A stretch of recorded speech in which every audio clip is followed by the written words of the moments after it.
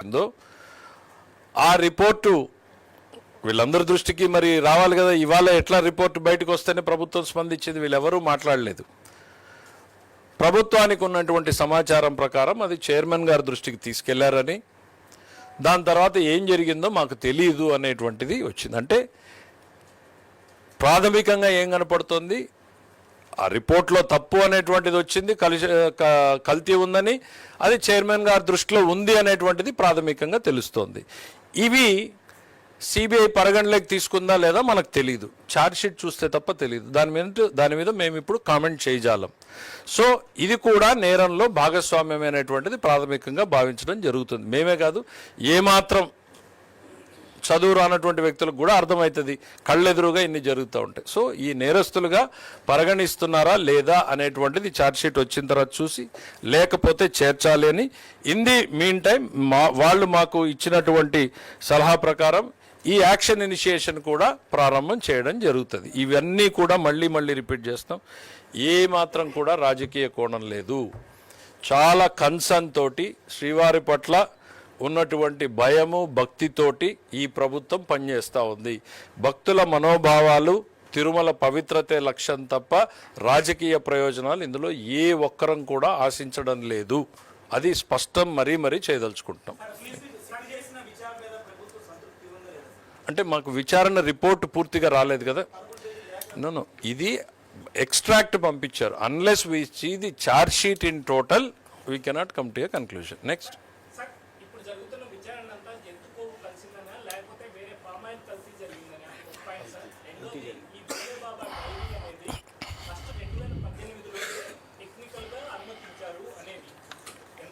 ఇది ఒక వ్యక్తి గురించో వ్యక్తుల గురించో కాదు, దయచేసి అందరూ కూడా తెలుసుకోండి. వ్యవస్థ, బ్రిటిష్ పాలకులు కూడా శ్రీవారి వ్యవస్థలోకి చొరపడే ప్రయత్నం చేయలేదు.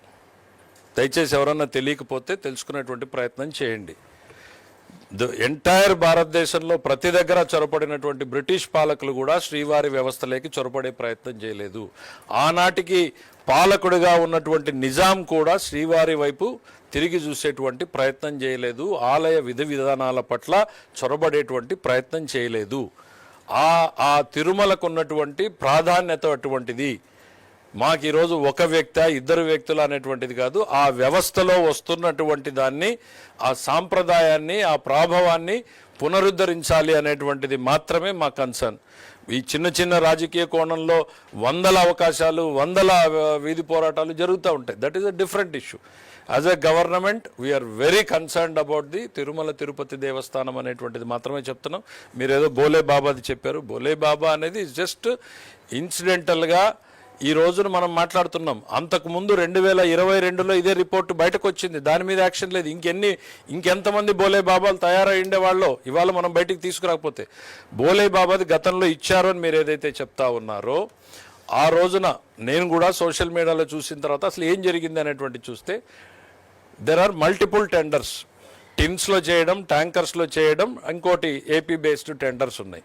టిన్స్లో అంటే చాలా స్మాల్ క్వాంటిటీ చేస్తారు. మొత్తం టెండర్ అంతా కలిపితే కూడా 30,000 టిన్నులు అమౌంట్, 30,000 కేజీలు. ట్యాంకర్లోకి వచ్చేటప్పటికి 60 లక్షల దాకా పోతుంది. బోలే బాబా ఏప్రిల్ 2019లో పార్టిసిపేట్ చేశారంటే ఏప్రిల్ 11న ఎన్నికలు ఈ రాష్ట్రానికి ప్రారంభమైనాయి. ఆ తర్వాత అధికారంలోకి వచ్చిన తర్వాత సప్లైస్ చూడాల్సినటువంటిది వారి ప్రభుత్వ హయాంలోనే జరిగింది. అది తప్పు జరిగిందా, ఒప్పు జరిగిందా, వాడు అప్పటి నుంచే దోషిగా ఉన్నాడా, వీళ్లతో చేరిన తర్వాత దోషిగా అయ్యాడా, వీళ్ళు అతన్ని దోషిగా తయారు చేశారా, ఇవన్నీ ఛార్జ్షీట్ చూస్తే తెలుస్తాయి. నేరం అనేటువంటిది మోటివ్ ఎక్కడ మొదలైంది, ఎవరు దాన్ని ఆ కాన్స్పిరసీని మొదలు పెట్టారు, ఇవన్నీ మనం ఛార్జ్షీట్ చూడాలి. బోలే బాబాది మీరు హర్ష్ డైరీ ఏదైతే చెప్తా ఉన్నారో, ఏప్రిల్ అంటే ఎన్నికలు ప్రారంభమైనప్పుడు టెండర్ ప్రక్రియ అయ్యింది. సప్లైస్ ఎప్పుడో తర్వాత అయ్యి ఉంటాయి, వారి ప్రభుత్వంలోనే అయ్యింది.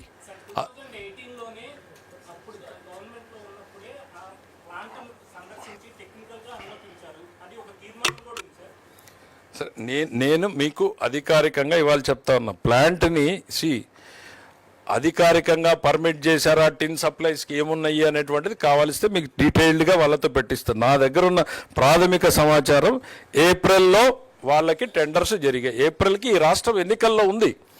ఎప్పుడు కూడా సప్లైస్లో ఏం జరిగింది, మీకు క్వాలిటీ నెయ్యి వచ్చిందా లేదా, that is the crux of the issue. ఏ ఒక్కటి కూడా మేము చెప్తున్నాం, ఇది వ్యక్తులకు ఎగనెస్ట్గా పోతున్న ప్రక్రియ కాదు, పదే పదే చెప్తున్నాం. శ్రీవారి వ్యవస్థని ఇంప్రూవ్ చేయాలనేటువంటిది మా లక్ష్యం. ఎనీథింగ్ మీ ఒక్కరికి ఆన్సర్ చేయడానికి కాదున్నది. మీరు ఎక్కడి నుంచి ఓకే, అర్థమైంది. Sakshi paper, okay, we will answer separate. Okay, ఇవాళ శ్రీవారి వ్యవస్థని రాజకీయ కోణంలో వాడుకోవద్దండి. మిత్రులకు కూడా సలహా చెప్తున్నాను నేను. శ్రీవారి వ్యవస్థని రాజకీయ కోణంలో వాడుకునేటువంటి ప్రయత్నం చేయొద్దండి. ఆ వైభవాన్ని ప్రాభవాన్ని తిరిగి తీసుకురావడానికి ఈ ప్రభుత్వం కట్టుబడి ఉంది. దోషులు ప్రజల ముందు చట్టం ముందు నిలబడాలి అనేటువంటిది ఈ రెండు నిర్ణయాలని ఇవాళ కేబినెట్ తీసుకుంది. ఎంక్వైరీ అనేటువంటిది ఇనిషియేట్ చేయబడుతుంది. డ్యూ ఆపర్చునిటీ ఇచ్చిన తర్వాత అప్రాపరేట్ డెసిషన్స్ తీసుకోవడం జరుగుతుంది. రెండవది ఛార్జ్ షీట్ వచ్చిన తర్వాత నెక్స్ట్ కోర్స్ ఆఫ్ యాక్షన్ ఏంటి, వీళ్ళు నేరస్తులా కాదా, నేరస్తులు కాకపోవడానికి కారణం ఏంటి, అయ్యేదానికి ఉన్న అవకాశాలు ఏంటి పరిశీలించడం జరుగుతుంది. Thank you.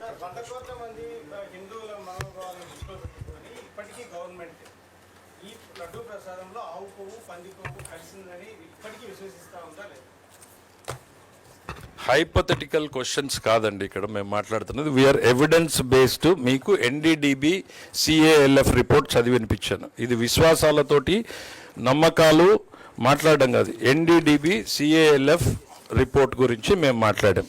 ఆ రోజున గౌరవ ముఖ్యమంత్రి గారు మాట్లాడడానికి ఈ నివేదికే ప్రామాణికం. మీకేదో అనుకున్నారని నేనేదో అనుకున్నానని నో.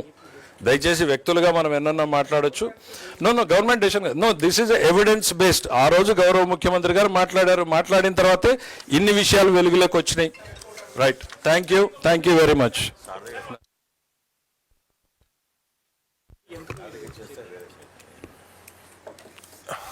నేను ఆ రోజు పర్చేస్ కమిటీలో ఉన్న మాట వాస్తవమే.